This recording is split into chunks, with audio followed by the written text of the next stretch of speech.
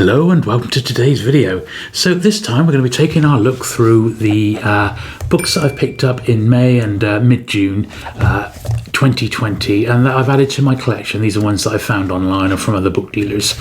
We'll start with this one. It's actually in really great condition, so it doesn't exactly need a lot of cleaning. But this is Anthony Powell's The Kindly Ones. Now this was volume 6 in his series Dance to the Music of Time, and I believe this was the last one that Penguin actually published in paperback, and then they went to Fontana. I did a video on the Dance to the Music of Time series, which is definitely one of my favourites, and I've got all the first edition hardbacks, and finally I was really delighted to get this last Penguin in first edition. Yeah, really good. It's got a tiny little blemish there. I don't think that's anything I can do much about, but I have got, as is the usual, I've got some of my tools of the trade here. So I've got my my trusty trusty duster, which I was using a bit earlier, and you know, I've splashed out. I got myself some new Mr. Sheen because we were getting a bit low, weren't we? So literally no expense spared in bringing you these videos, you know.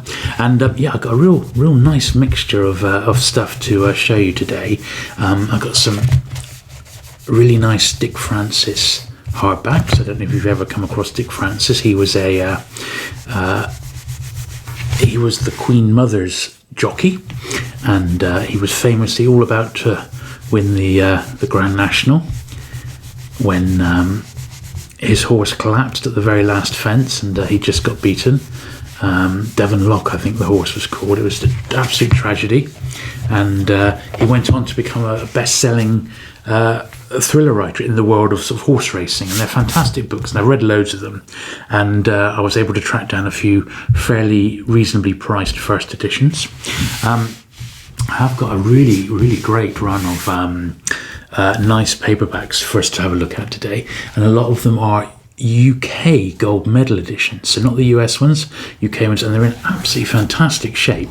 They are just a little bit dusty on top because these have come from an original owner collection, and that particular person's been offloading books a bit by bit, and thankfully I've been able to pick up a few little beauties, ones that have caught my eye. So this is gold medal UK edition, so a little 2 shilling there, number 205, and on these they're just going to need, because they are so lovely, just going to need a little bit of a very light sort of polish to just get any sort of surface dirt off and dust and grime, considering their age. You know, a lot of these are 50 years old now, so you don't want to go too mad, but I do want to just give them the once over, but they really don't need a lot. This one actually did have quite a bad, it's difficult to discern with the naked eye, but it did have quite a dirty spine. You see quite a bit of dust and dirt's coming up there. Look at that. You'd never would have noticed that unless you put the cloth to it. Now it's coming up taking quite a bit of dirt up that, much more than you would think, and that's made that yellow spine a little bit more pronounced, which is nice, isn't it? So I'm sure I've mentioned this many times, but thanks to the Paperback Warrior podcast, where they have the hosts there, they just their love of this sort of genre, sort of 50s crime noir, really comes over, and it's quite addictive. It's made me certainly want to try out quite a few different authors. This is an American one, but from Beacon, but it's got a British import TP, and you see the TP there stands for Thorpe and Porter, but they use TP as in an Indian teepee as their logo. So this is just an import of the original American printing. It came out as a Beacon book over there. This was The Sex War, Sam Merwin Jr. Amongst this particular imprint, they did do about a dozen or so which are actually sci-fi novels, which were published in this sort of sleaze, by the sleaze publisher, including like Philip Jose Farmer, for example, A. Van Gogh. In fact, yeah, there is a prize novel selected by Galaxy magazine for Beacon books. very, very nicely. So I don't have too many to go to get the full set of these.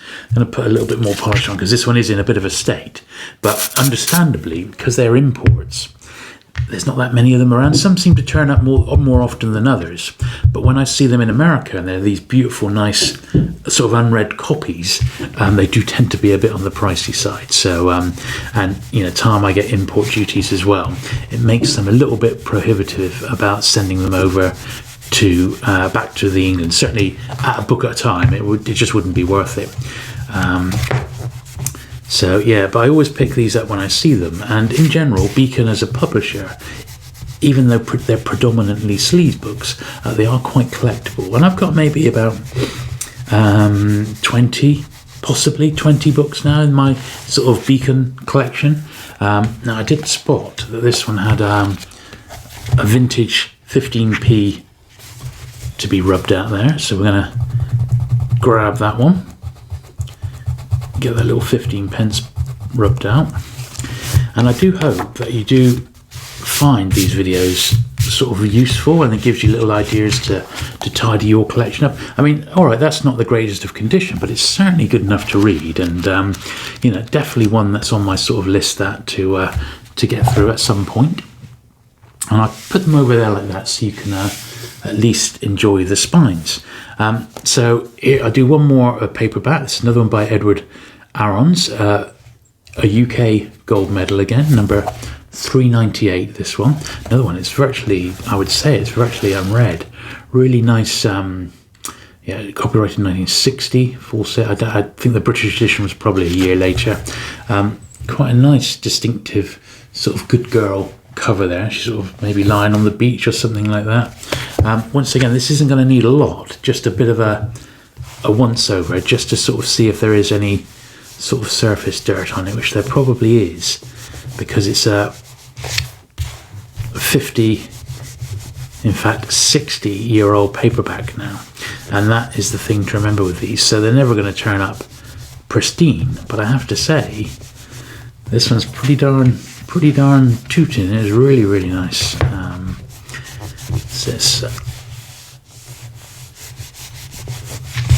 There we are. So it's actually come up rather nice. It's got a real. This one has actually still got its like cover luster.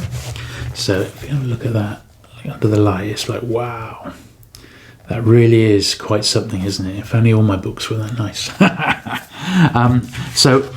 As you know, one of the things I do like to do, because you never know how long books have been on the shelf, is I do like to just give them the old dust off on these. But these are pretty good, I think, except that copy of Sex War, which was looking a little bit, but I can't see a lot of dust coming off those, so they're not too bad. So that's the first little lot. Now we ought to do some hardbacks. So I don't know if you remember in my last video, I showed you the first few volumes that I picked up in the Hutchinson century of. So it's a century of this, a century of that. This is in the same series, but it's called More Famous Trials. And it's one of the very tail end ones, in fact. And this is a big, thick hardback. They're usually 1,048 pages. This one's actually quite thin compared to some of the other ones, which we'll see later on. And this was one that I got off eBay, and I was particularly pleased to get it. So I see straight away there's a Goodwill sort of sticker in there, so that should come off quite easily, which it has. It's a little bit foxed inside, but these are from 1935 to 1937, so they're quite old now. They're getting 80 to 90 years old. They were all issued with dust wrappers, but they rarely turn up in dust wrappers. In fact, I have just got the one in dust wrapper. Now, this particular one was quite interesting because it had some papers in the back here, which I noticed. Generally speaking, it's actually quite clean.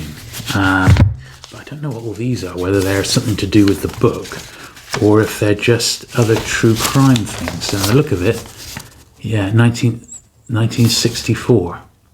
Big girl has 48,000 babies a day. Oh, a nest of ants. Okay, that has nothing to do with that book, so who knows why that was in the back. And if you're a book collector, you'll know that you find all sorts of things that are being used as bookmarks and things like that. Sometimes if it's something to do with the book, like a review from the time or something like that, then I will generally keep it in there because it's quite interesting. So the corpse came back. So this does look like a historical true crime thing related to it. But I'm not really going to worry about keeping that because it just sort of detracts from the book itself. So that's actually quite good. There's no sort of marks inside. I mean, it's got a bit of foxing, but as I said, I'm not too worried about that. I can't see any pen writing or anything on it. And the great thing about these is they're perfect for someone like me who likes to fit in like a chapter here, a chapter there, or a short story here, a short story there. And they're literally, you can just sort of pick them up as you go. They're really, really great. So while we're here, I'm just going to do the spine, top of the spine here, and the top edge, because that's usually where obviously books have been stood up like that, so that's generally where they pick the dirt up. But this one, as I said, out of some that I've seen, it's actually quite good. And I just sort of bend these corners back just a tiny bit to get them as looking as good as possible. And that's not too bad, that one. So pop him over there. And the other good thing, even though they don't come with they're hard to find with dust wrappers, they still look great spine on, because the spines have usually got a little sort of black illustration on the spine, and they do look great on the shelf. So as I said, when I've got all 26, I believe there are of these in the series, I'm then going to do a whole video on their sort of history. I have been compiling my own bibliography, which is coming along really well, so I look forward to sharing that one with you. Here's another one in that series, and this is the second century of humour. Let's push this back a little bit, give us a bit of room. And this one's actually in a very rare dust wrapper, this one. So it's super, super scarce in dust wrappers. So what I'm going to delicately do, and we can have a look at it here, some of the authors who are in it, you see it's chipped, it's just about hanging in there. But you can see some of the great names there. Woodhouse, I love. H.G. Wells, I really like. Milne, I mean, some great stuff. So what I'm going to do, I'm going to delicately take this dust wrapper off, because underneath it should be in superb condition, but we will just carry on looking at the wrapper a moment. And in fact, as I've taken it off, a little bit has fallen off there, so I'm going to do a little repair job on that one.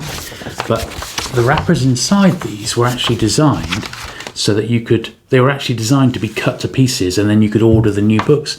And that's what makes these pre-war dust wrappers so incredibly, incredibly scarce. So I'm going to keep this one undust wrappered for now, and I'm going to repair that little bit. This will be in a sort of a separate bit of this video.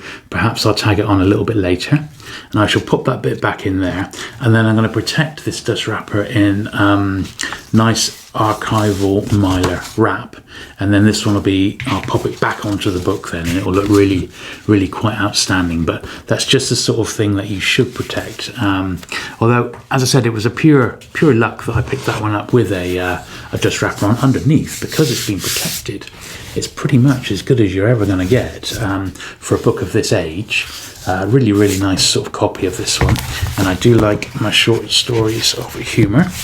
And there's some great names in here. Now this sadly has been written in pen. So it says, "To John, with best wishes from Dad, March 1937. Look at that. I love it when you get a bit of history like that, As you can see, it's really, really nice, great condition, this one.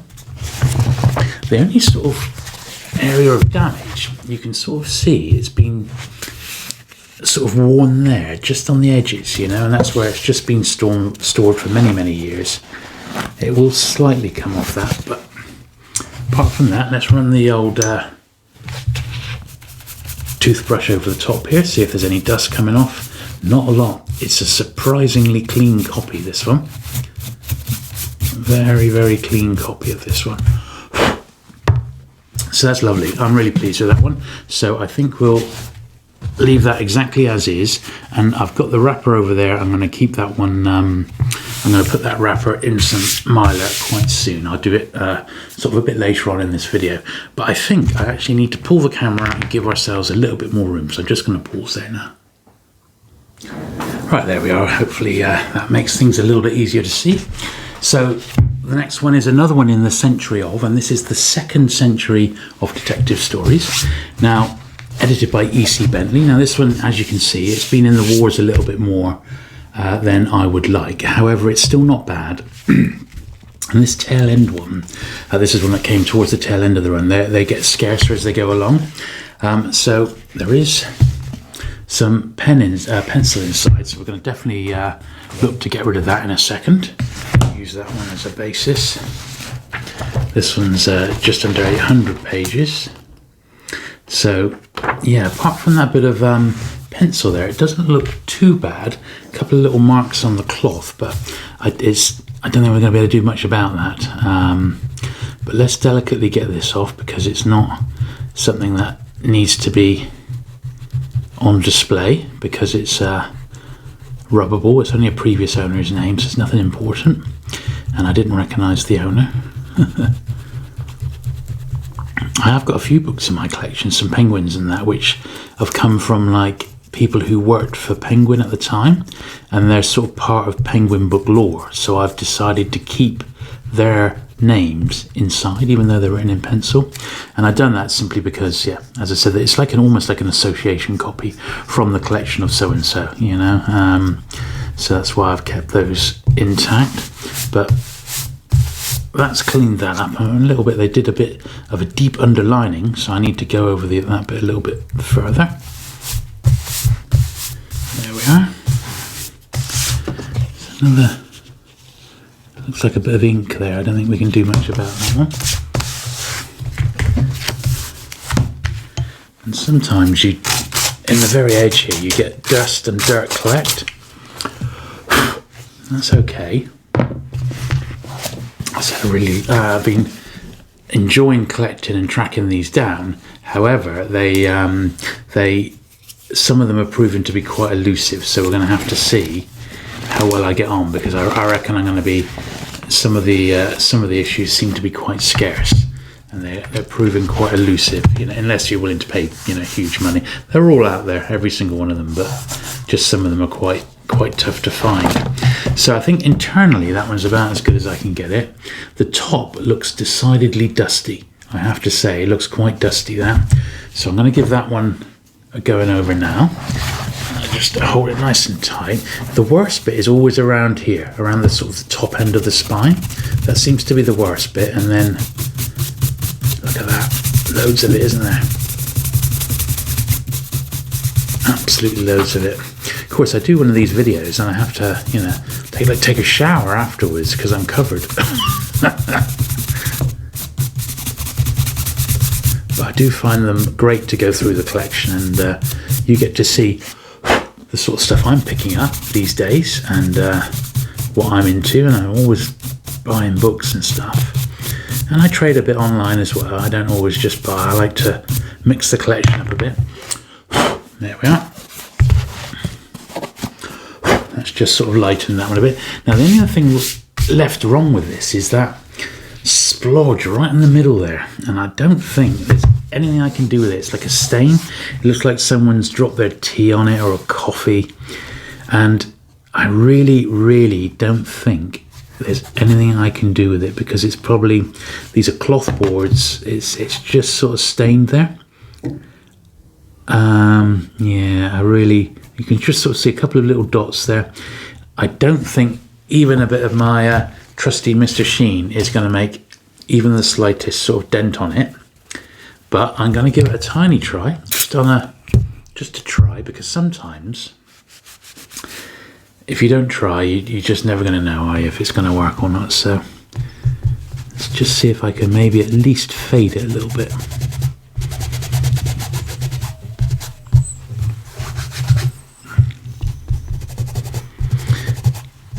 As I say, when it's on the shelf, no one's going to really notice, and it doesn't at all stop the enjoyment of actually reading the book. The book itself is fine. Yes, you see, I've done it, and it has faded it a little bit, but also the surrounding area, so I wouldn't really go ahead and do much more of that. But I don't think it's too bad. And, I mean, this is just general sort of like fingerprint wear, and even a bit of gentle rubbing with the rubber here would probably get some of this sort of muck and grime up a little bit. But because of its age, you just have to expect a bit of wear and tear. Unless it's come straight from like a publisher's archive, you're never going to find anything too mint. So I don't think we'll play around with that any further. So that's the second century of detective stories. Now the next one is a century of thrillers. Now this is actually, I've only got a couple more of these. This one actually isn't in the same series, the Hutchinson series.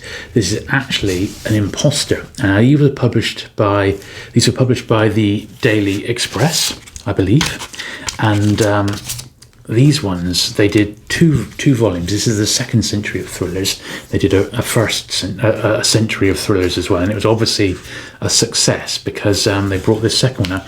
Yes, this is published by the Daily Express, once again 1935. It seems to be the year of the omnibus, and this one's, once again, these are scarce. These are both scarce, and the copy I had of volume 1 was sadly, I bought a copy from the same dealer. It was the same owner, but it was really poor, so I decided to get shot of it.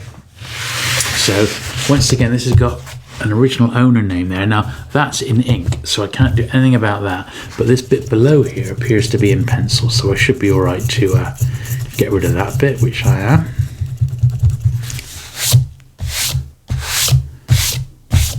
There we are, but this is pen, so it fades it a little bit, but it's just not worth it. And then what I'll do down the grooves there, just put my toothbrush in. Very dusty along the top, this one. The back's okay. So it's really, the top end here looks super dusty. It looks super dusty. Yeah, you can see the level of dust coming off this one.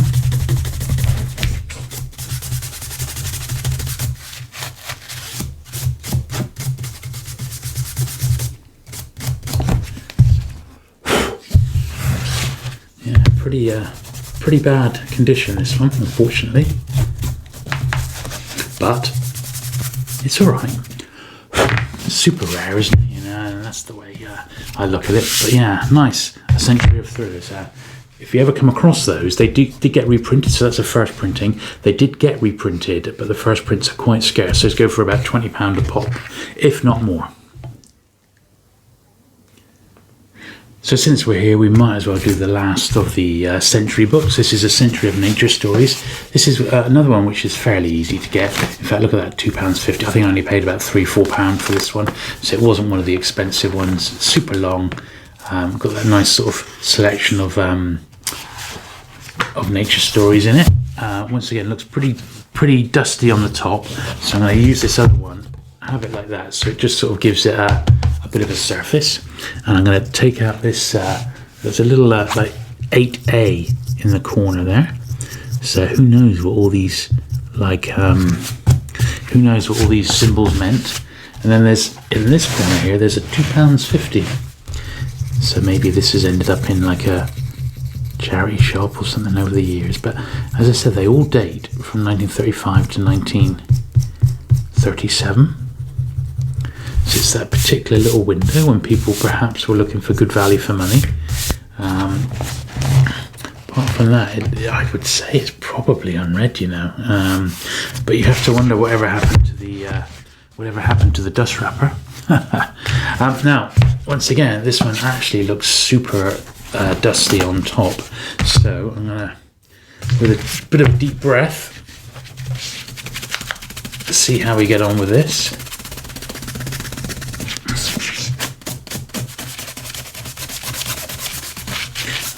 Much coming off as I thought. It's actually just quite dark.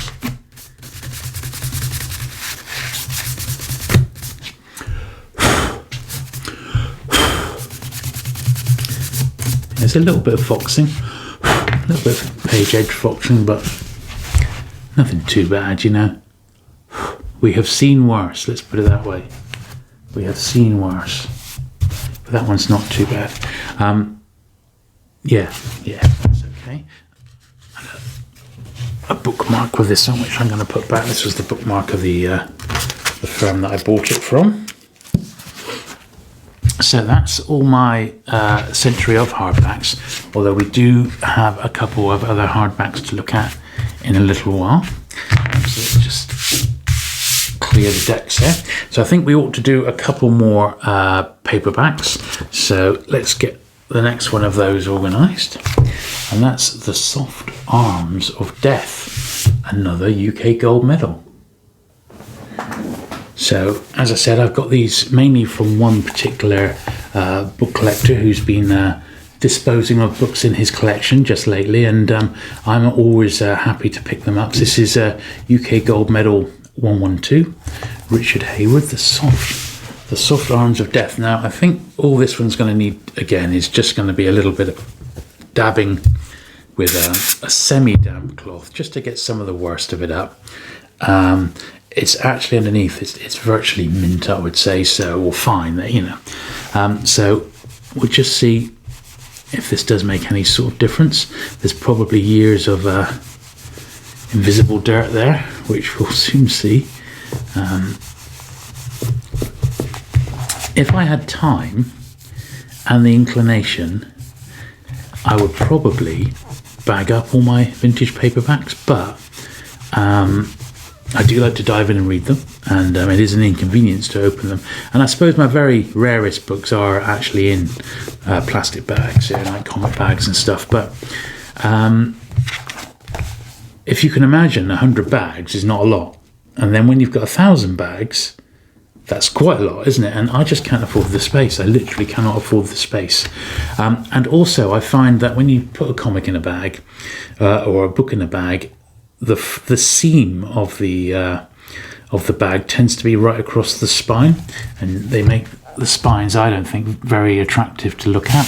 So consequently, that's why I've not ended up bagging all my paperbacks. This is an American gold medal. This is actually a US one, a John Faulkner, Uncle Good's Weekend Party.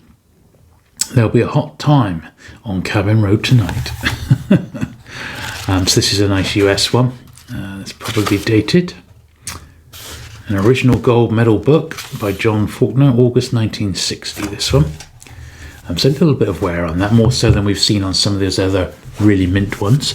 But even so, I had no idea just how cool a publisher Gold Medal actually was until I started looking into their list. And boy, did they have some great authors on their list, and some real classic books, you have to say. Yeah, great stuff. You can tell this is from the same owner, because also the spine on this is very, very dirty, so it's taking up loads of dirt is coming off it. Look at it, absolutely nuts. So yeah, much more than is normal, and it may well be it was from the home of a smoker from many years ago. And as we know, that really does affect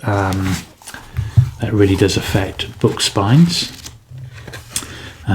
as does some of my penguins from the 1930s, where they've been shelved near an open coal fire, and the dust and the soot has got onto the spines. It's really darkened them.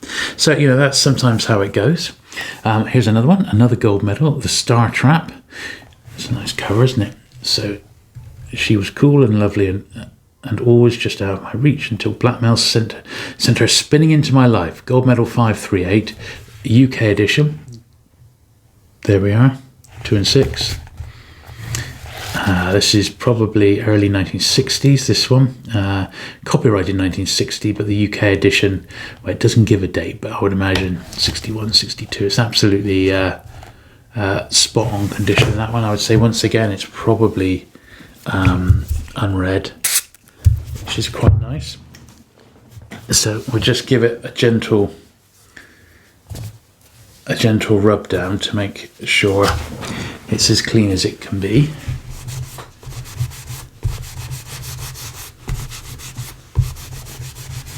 And that does seem to make the sort of the red cover even more sort of pronounced, doesn't it, and dramatic. We'll save the spine to last, because I imagine if this has come from the same collection, it's going to be pretty bad, and we're going to need to give it a bit of attention. There we are. Yeah, quite a bit of dirt and rubbish coming up there, but that's okay. That's why we're doing it. If you are a collector, as well as a reader, but if you are a collector and you want these looking as good as possible in your collection, and if, like me, you find this quite relaxing, cleaning books, then this is something you can do. I've got whole swathes of my paperback library which need going over properly. So I say recently, maybe about 2 months ago, I put all my Dell matte backs out. And I will put a link to those actually in the in one of the links up above. And I was amazed. Some of them really did need the treatment, and I was able to tidy them all up. So I got quite this is probably the oldest book we're going to see today, and it's this one. So it's published by Ward Lock in the UK, 20,000 Leagues Under the Sea. And amazingly, this is still in its dust wrapper, which is like quite incredible. So my name is Jules, and I'm a huge fan of Jules Verne. And this was Ward Lock did several numbered series over the years, and these date, I believe this is from the 1920s, so it's definitely the oldest one. And there was a whole series that you could collect of like classic works. Some of them are harder to find than others. I certainly wouldn't say I try and collect them all, but I do like Jules Verne in general. And when this one came up, I grabbed it. These even look great out of their wrappers. You see, this is I think 20,000 Leagues Under the Sea is my favourite Jules Verne, and I remember as a kid I had 5 Jules Vernes in an omnibus, and I absolutely loved it to death.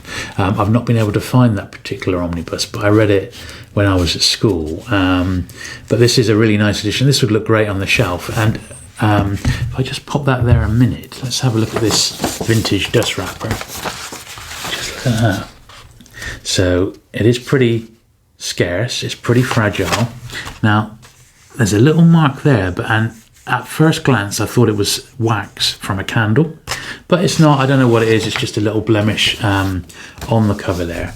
And obviously the spine, you can see it's severely faded there. You can easily see it's been faded out.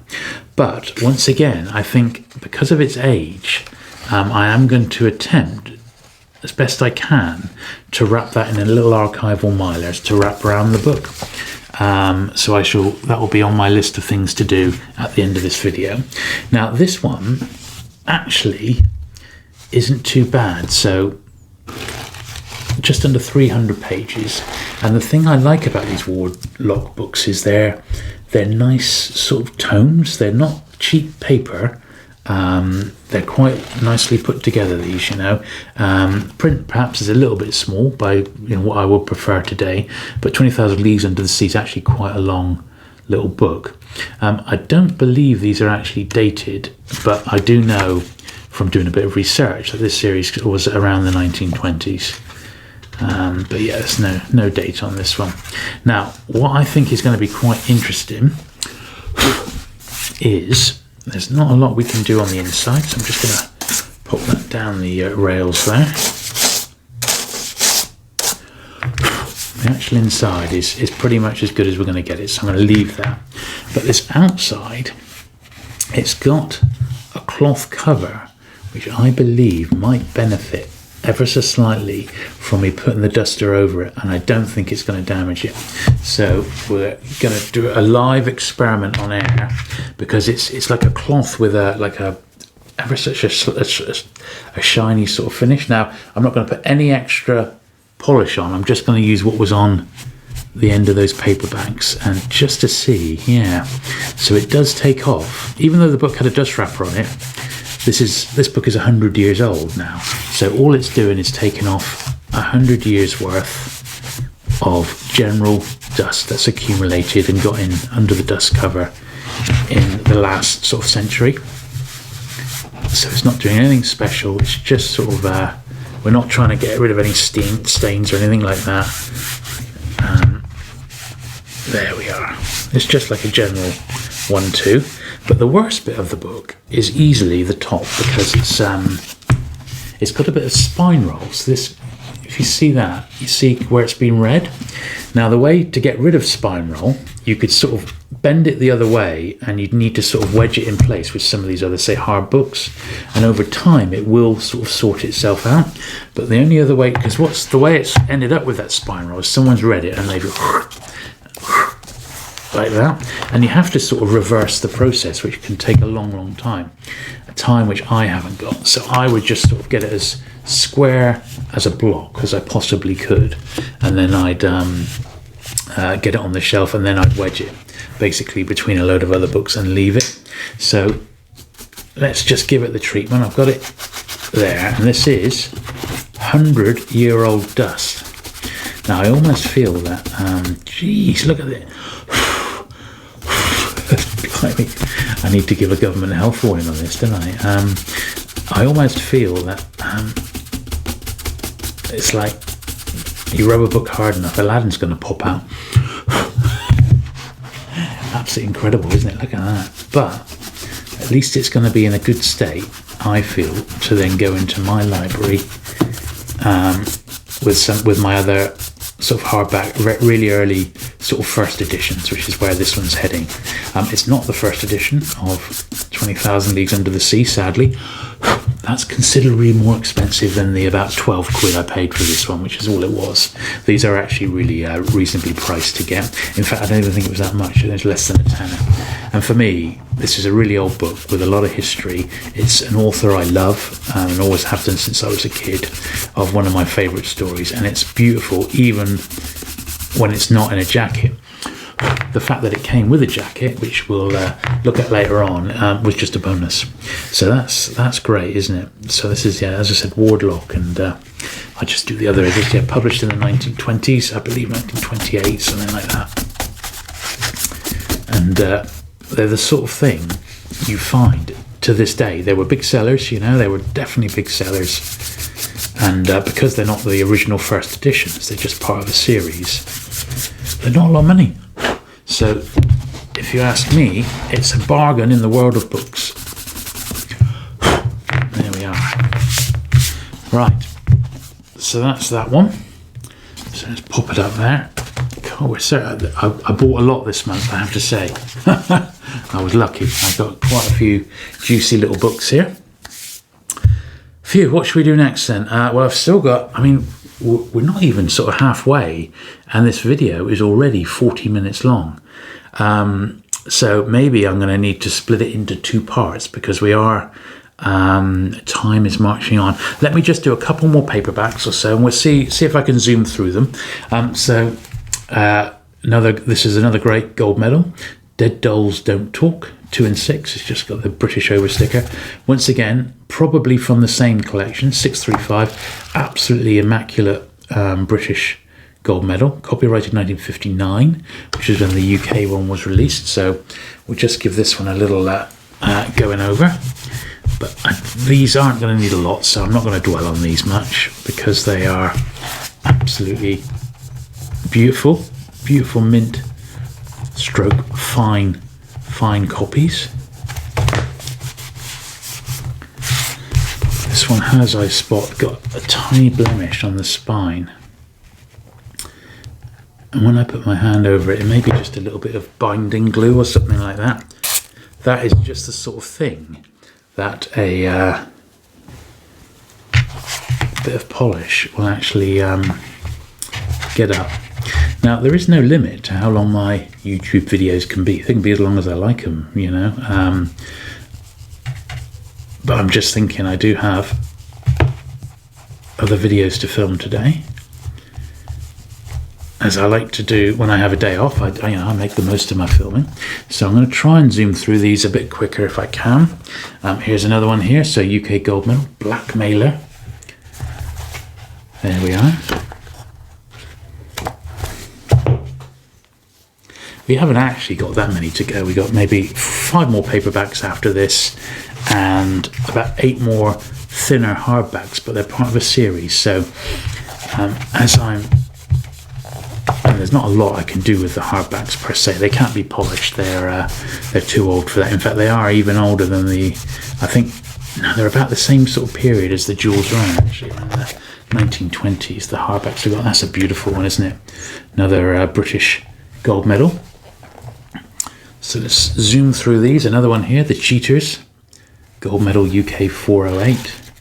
And this one does feel like it needs a bit more of a running over with the cloth, but it's absolutely fine. That's what it's here for. And I do hope you enjoy watching these videos of me cleaning them. I know some people like to listen to the sounds of the books being cleaned, and hopefully my commentary is fairly interesting. It doesn't put you to sleep, but if it does, I don't become offended, because I often watch videos, it's videos I'm dying to watch, and I fall asleep to them, and then I catch up in the morning. I did watch, and I would like to give Gary Levisi's channel a plug, because as I film this today, last night I watched his video on the Italian author Michael Avallone, and who Gary sort of got to publish later on in his career, and he got to know him. He invited him to some of his comic book shows on the East Coast of America. Absolutely fantastic, and a really, really great and moving video about the history and his friendship with that author. Certainly one that I'd read his Man from U.N.C.L.E. book. At least I know I read that one, but I think I've read some of his other stuff over the years without really realising it.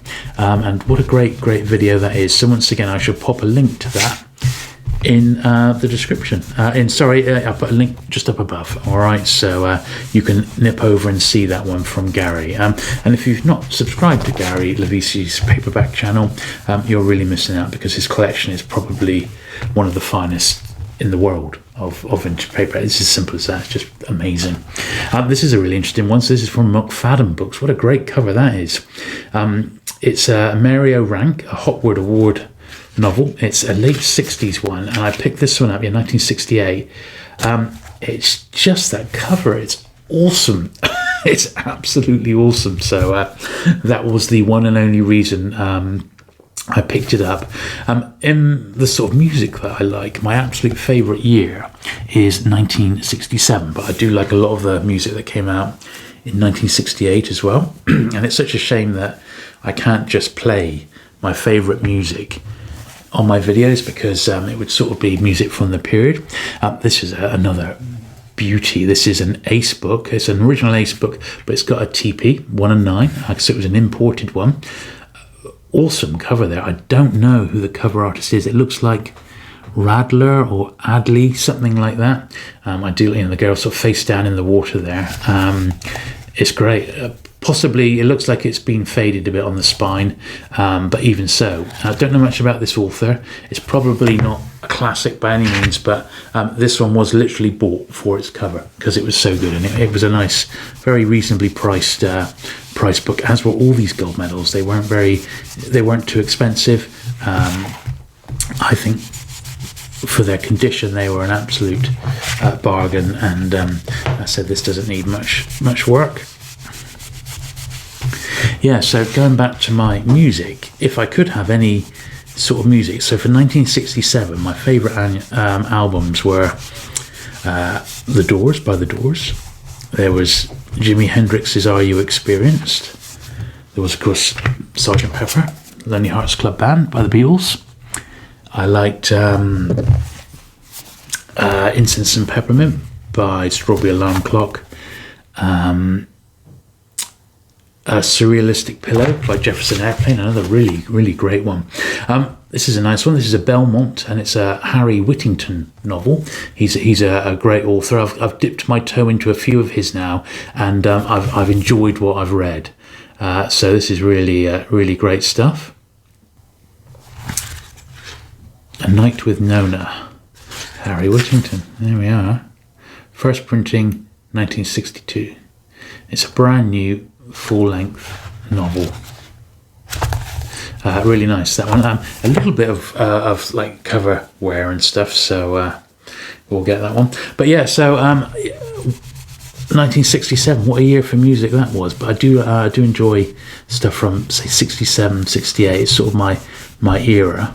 My favourite sort of bands of all time, well, as you know, it is the Beatles. Always been a lifelong fan of those. But I do love also the Doors. I love every single album, even the one without Jim Morrison in. Full Circle, I like that one as well.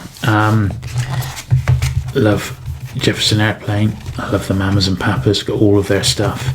That sort of San Francisco scene very, very much appeals to me. Love the Rolling Stones, of course. Beach Boys and a lot of the big groups I love. I mean, my musical taste is quite varied, and I just don't like a lot of stuff past, I suppose, about 1990. The odd album comes my way that I absolutely love. The last album, I got to say, that I just still think is fantastic is who is it by? It's it'll come to me in a minute. It's the one with what they call, they go around with the helmets. I'll have to look it up. Anyway, that's that one. And this is the last paperback. Meanwhile, back at the morgue. And who's it by? Mike Avallone. There we are. So we were just talking about Gary's great video on Mike Avallone, and here is one. Meanwhile, back at the morgue. How cool is that? So we'll give this one a quick wipe over. Looks absolute mint. I think the album I'm thinking of is Random Access Memories.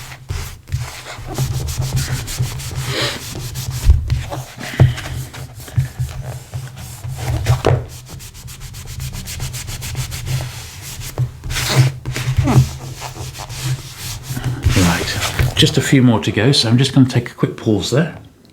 And the band I was thinking of, the album is Random Access Memories. It's by Daft Punk. Really, really great album, that one. I did forget just to give these a bit of a wipe off, but to be honest, they're absolutely fantastic condition. So nothing to worry about there. These are just super. They make some of my other books appear a bit rubbish in quality, you know. But hey, you know, I wish all my books were this good, but boy oh boy, they're really quite something, I have to say. Right, so we're almost there. We haven't got much left to do. We've got 8 books. Now, I'm not sure. I'm going to do the 3 Dick Francis first editions at the end. So what I've got first then, have you ever come across a series of books called The Everyman's Library? Now, The Everyman's Library started, I believe, it's pretty early on. It was 1906, I think it was. It was pretty early on, and the target was to publish 1,000 classic works in really nice hardback editions. These sort of pocket, they're not much bigger than a paperback sort of editions. This one's quite nice because it's volume 889, they're all numbered, and this is like a guide to the Everyman's Library.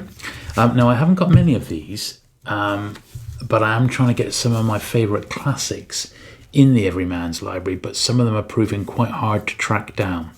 Now, when you do see them, they generally come in little job lots, or you find someone who's got one but they don't really know what they've got. The first edition copies are generally quite expensive as well. However, I'm not too fussed about having first editions, but I do want the ones that were published prior to like 1930, and the reason for that is because they have these sort of gold gilt spines on them. So this is a copy of Moby Dick, and that's a great book. I mean, if you've never read Moby Dick, out of all the classics, it's one I definitely recommend. And and they just look great on the shelf. So I'm going to have a small library of my, what I would call, classics, but last century classics, basically. in this Everyman Library format. So the books themselves, I've not had too much trouble tracking them down, but when they turn up, they can, if you're not careful, you can spend a fortune on them, and I don't want to do that. I just want to just get the few odd ones that I particularly want to get. So I've got the guide to the series, and I've got, as you can see, Moby Dick. Then I picked up a lot of 3 on eBay, and I was only after one of the books, and it was the one that I was after was this one by Jules Verne, another Jules Verne, and it was 5 weeks in a balloon around the world in 80 days. This is the one I actually wanted, but these were, I only paid like £4 for all 3 volumes, and they were presented to a chap who went to Tetton Hall College, and when I looked into it, it was awarded to R.W. Whitehead in 1931 by the headmaster. I actually looked up R.W. Whitehead online, found out he did attend this college, and he was like one of the prefects or something like that. He went on to become he was in lots of clubs. He was in the cricket club and the Rotary Club and things like this. And obviously his book collection had ended up going on to eBay, which is where I got these 3. He won 3 prizes. They've all got the Tetton Hall College logo on the front. And he died fairly recently, he was like 75 or something like that. The other 2 in the series are Miscellaneous Essays of Ancient Rome and The 3 Midshipmen, which is a naval book I've never heard of, William H.G. Kingston. So, as I said, I only wanted it for the Jules Verne. So the other 2 I'm actually going to sell on. I don't want these. I just want 5 weeks in a balloon. It's the only one that I'm going to keep. The other 2, they're rejects. But I thought it was quite interesting to get a bit of history. And the books themselves are absolutely fine, but they are all, because of their age, super dusty along the top. So these ones here are actually like the gift editions. So they did come out in different versions at different price points as well. And that's what makes these quite fun to collect. But ultimately, I just want some of my favourite classics on the shelf in that sort of nice format. So I would ultimately like to get all of the Charles Dickens books, and they published pretty much all of them.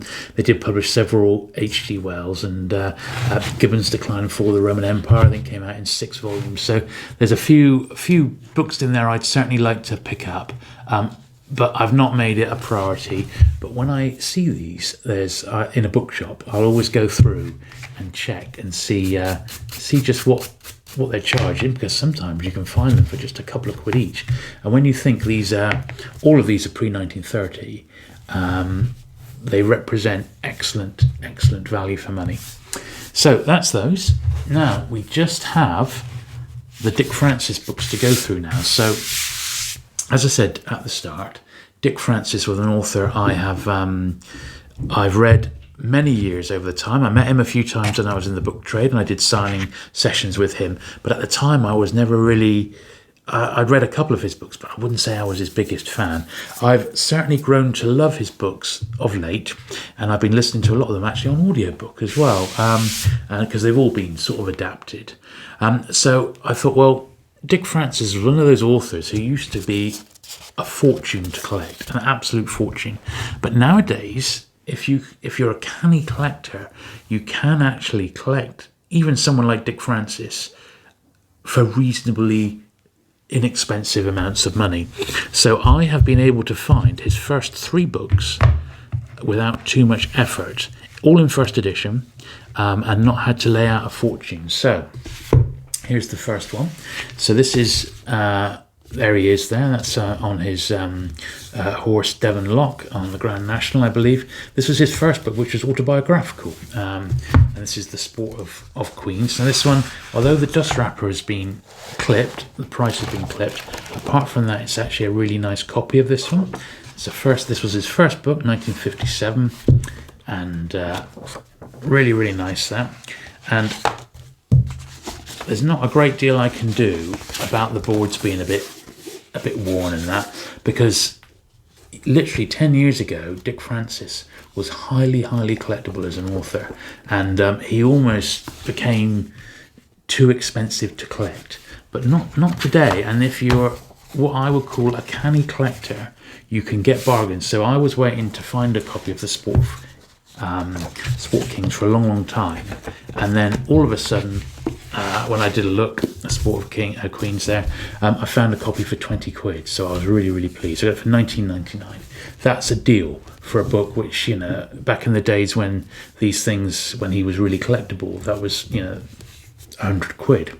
Now the next one, in fact the next two, because it's the last two books, this was Dick Francis's first ever novel, and it's called Dead Cert. It came out the following year, so The Sport of Queens was a huge hit. And then this book got published in 1962 there. So you see this is copyright 1962, and is only the previous book, his autobiography there, The Sport of Queens. And this book, in beautiful condition, top condition, with its original dust wrapper, is four figures. It's a £1,000 book. However, I didn't do the top of this. However, if, like me, you don't mind having a book without its wrapper initially, because all the Dick Francis, because he's such a popular author, he's a bit like the racing world's equivalent of Ian Fleming. You can actually get a facsimile dust wrapper, an exact facsimile of the British UK first dust wrapper, which I'm going to order and put on this one. All right, and it's going to make it look fantastic on the shelf. So, because apart from that little bit of sort of wear there, that's actually quite bright, nice and bright, and it's a way to have basically an extremely expensive first edition for very little money. So as expected, there's a little bit of dust on the top here, but that in actual fact has come up. There's not a lot wrong with it. Lots of dust. So Dick Francis and then his son, when Dick Francis passed away, wrote a lot of books. They wrote an awful lot of books. They were like 44, 45, something like that. But I might restrict myself to the first 10 initially, all with dust wrappers if I can get them. But that one I knew I was never going to get a copy, and it's the original dust wrapper. So I just looked. I waited around and found the best copy that I could get, which didn't have a dust wrapper. So even this one cost me 50 quid. But in my eyes, that was 50 quid very well spent. I'm going to spend another 10, 15 quid getting a facsimile dust wrapper, a really good one from the States. But that will be that'd be fantastic. Now, one other thing I did, I also picked up this. Now, what this is a first day cover, which is signed by Dick Francis. Now, I had to laugh. It turned up, and this was from a first day cover dealer.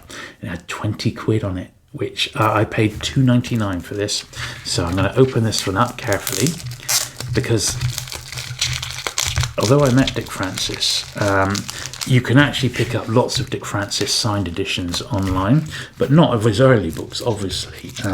I did have a book dealer friend of mine, because Dick Francis, each summer, he would go on holiday quite near to where I live. And my book dealer friend from many years ago used to go to his hotel with a pile of Dick Francis books, and he'd wait for him in the foyer, and when Francis came back to his hotel, he'd jump on him and say, "Oh, Dick, would you mind signing these?" And he always would, you know, and he would have a load of stuff for him to get signed. So he's probably still got some of that stuff. So let's see if I can actually get this out. So this is one of the peculiarities of UK sort of stamp collecting. It's the realms of a first day cover. So it's just on an envelope which has some horse racing. There we are. Some horse racing stamps of the time. So they're 9p, 10.5p, 11 and 13. And it was post-dated at Epsom, which is the home of the Derby, 1978, and it's signed by Dick Francis there. So what I thought I would do, I'm going to pop that with this first copy of Dead Cert. So in effect, it's his first book with a nice signature laid in. And then when I get that new facsimile dust wrapper, I shall wrapper that one up along with that one and the other couple that we've seen today as well. So that leaves just one more book to do, and it's Dick Francis's second work of fiction. It's called Nerve. I've got all the Dick Francis in Penguin, all his early ones anyway, before he moved to Pan. Now this one, it's already come in a wrapper, and it's a really, really horrible plasticky thing. So we're going to take it out of there first of all. We'll pop that to one side. So the actual book itself is not bad at all.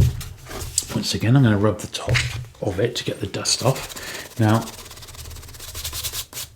this one and the next couple are also quite expensive, but you need, if you're patient, you can pick this one up in its wrapper like I did for, once again, I think it was about £45, which was actually a steal, because I've seen copies sell for £500-600, but because the sort of person who collected Dick Francis is, when he was around and went to signings and things like that and bought each new Dick Francis for Christmas, that sort of person is getting on a bit now, and sometimes it's sad to say, but these people are passing away and their heirs are inheriting their sort of book collections, and this sort of stuff is ending up going on to places like eBay and ABE Books.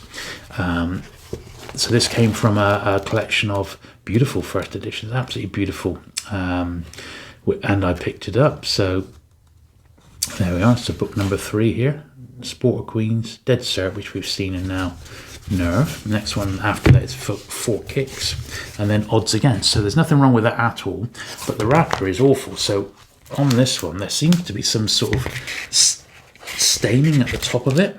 Now, this book in a really nice wrapper, you are talking, as I said, up to £500. So the fact that I got this one much cheaper than that, I'm very pleased about. But this old plastic wrap is non-archival. It's really, really horrible and manky. So I'm very pleased to get rid of that. Now, the original jacket here that we're left with is actually quite nice once we've got it out here. It's been price clipped, which is a shame. Now, I'm not really sure. I mean, that's going to look lovely once I've got it in a proper archival wrap, but I'm not sure exactly what's going on here. So how on earth did that happen, where it's sort of like some sort of dirt or glue, and it's on the inside as well. It's like, maybe, in fact, that's what it is. Someone taped that up.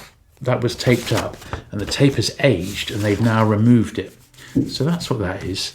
So that's ancient tape removal mark. But I think in that old plastic wrapper, it certainly didn't help it. So I think this is really going to help it. And when I get some of my archival wrap onto that, I think it will look really, really great. So I've actually got this one, The Sport of Queens, 20,000 Leagues Under the Sea, and A Second Century of Humour, all that need archival wrap putting on it. So I think that's going to be the subject for a future video, because this one is gone on quite enough. So do look out for that one quite soon. I'll try and do it within the next month. I might even wait until my facsimile wrapper of Dead Cert has turned up, and then we'll do the whole lot together. All right, so we'll call it a day today. I hope you have enjoyed that one. And there's certainly some interesting books again this time round. I haven't bought anything recently, so I don't know if I'm going to have another one of these for July, but we'll see. You never know. You never know what's around the corner, and hopefully the bookshops are going to start opening again soon, so I'll be able to get stuck in, and maybe we even find some at jumble sales and boot sales and stuff. So anyway, there we are for today. I hope you have enjoyed today's video. Do please hit that subscribe button if you haven't already for regular vintage, paperback and general book related content. There's lots on the channel, and there's obviously loads more still to come. Thank you very much for watching today, and I shall look forward to seeing you again very soon. Bye.